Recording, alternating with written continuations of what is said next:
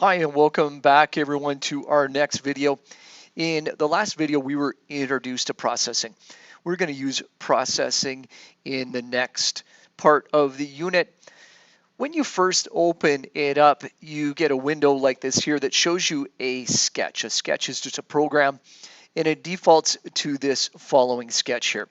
Make sure that when you are creating a sketch, always go up here and name the sketch accordingly, and then make sure you go to File, Save, so you can save that sketch.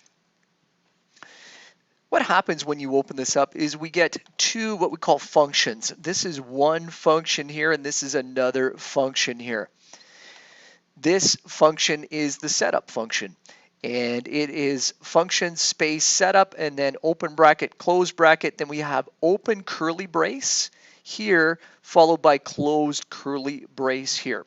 All the commands inside the curly braces are what we say inside this function.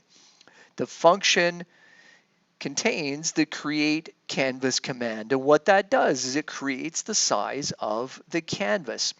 Notice here the word has capital C here.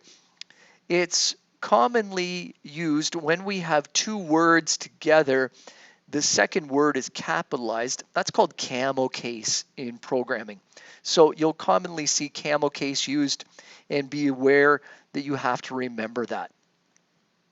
The create canvas command creates the size of the canvas, where this is the width in pixels and this is the height in pixels. Notice that's in brackets followed by a semicolon. You must have that semicolon. If I want to change the width, I would change this one here. I could say change this to a width of 600 pixels and a height of 400 pixels. And if I run it, you can see, yes, it is now wider. I've got more space to create something inside the canvas, just like I would a painting. So that controls the canvas size. The function setup is only run once when I press play. The function draw command, on the other hand, can run infinitely. And what we have in here is we have function space draw, open bracket, close bracket, and again we have a curly brace here, close curly brace here. All the commands inside those curly braces are what we call in this function. What we have in here is the background function, and all that does is it colors the background. In brackets behind it is a number from 0 to 255. I can change this number, for instance, from 200 to 100, and I can run this, and you can see that it makes the background darker.